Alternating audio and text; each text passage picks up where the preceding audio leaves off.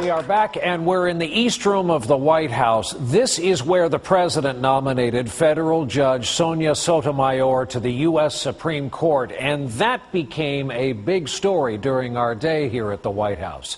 Specifically, a controversial quote from the judge dating back to a lecture she gave in 2001. The critics pounced on it, and as we watched, the White House decided to use its biggest weapon to hit back, the president himself.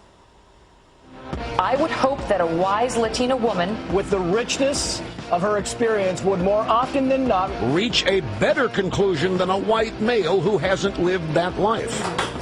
Press office. Press office, can you please hold? Well, press office. It's the kind of scenario a press office dreads. A presidential nominee makes a remark that gives the opposition ammunition. How you doing? Good, how about you? And yet, when the day begins, Press Secretary Robert Gibbs and his deputy Josh Earnest seem to think the Sotomayor nomination is not an immediate concern. There's not necessarily a lot of new Supreme Court stuff. I don't think there's going to be a lot of Supreme Court on the news today. But as the morning political talk shows crank up, it becomes clear the Sotomayor issue isn't going away. Newt Gingrich says she's racist. New racism is no better than old racism. I believe it's 100% racist. Supreme Court, man. Supreme Court. Within the hour, senior advisor David Axelrod and his staff react. We have to put a meeting together this morning on the Supreme Court. Axelrod's small office doesn't reflect his stature in this administration. A better hint is the location. It's right next to the Oval Office. Now, how candid do things get between the two of you? You know, I've had a few conversations since I've been here that he didn't necessarily want to have. But he invites candor. He invites honesty. The candid advice seems to be do something about Judge Sotomayor. And so at 11:10 a.m., the White House communications staff starts prepping a response. We're going to have a series of quotes for you to read. Yeah, off the stuff we did yesterday. Yeah, the O'Connor Alito stuff. By 12 noon, Hey, it's Jim Messina from the White House. the deputy chief of staff is calling Capitol Hill to lock in Democratic support. Opposing this nomination is a very, very bad thing. She does believe in race-based justice. At 2:20, Press Secretary Robert Gibbs thinks he's ready to meet the press. Have a good briefing. Thank you. Gibbs hopes to blunt the criticism by quoting a conservative Supreme Court justice.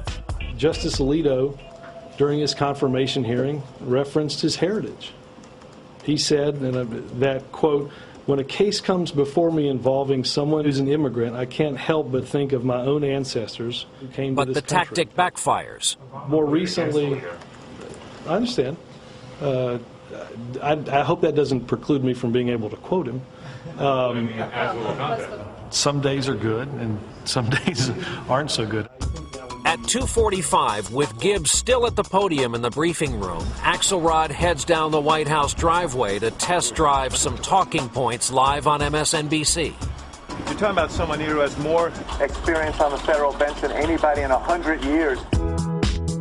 An hour later, President Obama's in the diplomatic room to deliver his weekly address. What used to be the radio address is now done on video as well and posted by the White House on YouTube. Tell me when you guys are ready. I feel good today. I think it was going to be one takes the whole way through. He's devoting the address to a defense of his nominee. This week, I nominated Judge Sonia Sotomayor of the U.S. Court of Appeals to replace Justice... oh, well, so much for one take. It ends up being more like 4 takes. This week, I nominated Judge Sonia Sotomayor of the U.S. Court of Appeals to replace Justice David Souter. After reviewing many terrific candidates, I am certain that she's the right choice.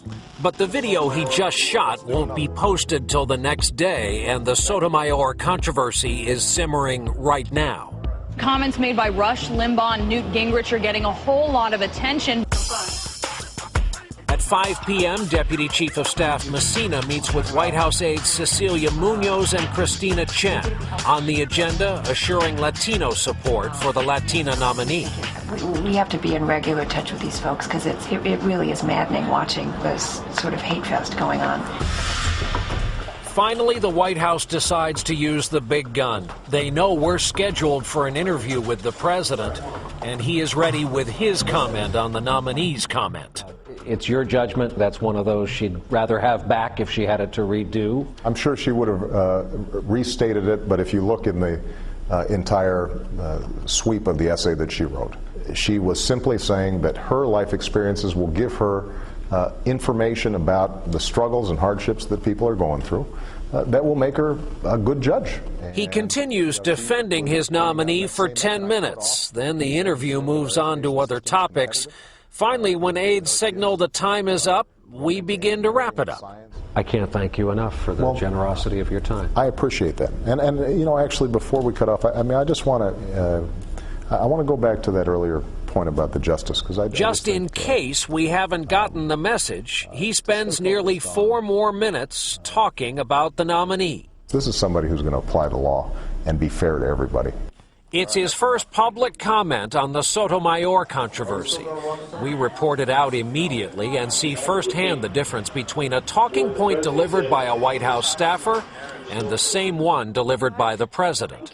Late this afternoon, President Obama addressed a controversial choice of words. By 5:01, the president is watching himself on MSNBC. By 6:12, Fox News. Associated Press at 6:19, then Twitter, then YouTube. And what seems like an eternity later, the next morning, the front page of the Washington Post. It's the breakneck news cycle of 2009, and in order to keep up, the president surrounds himself with highly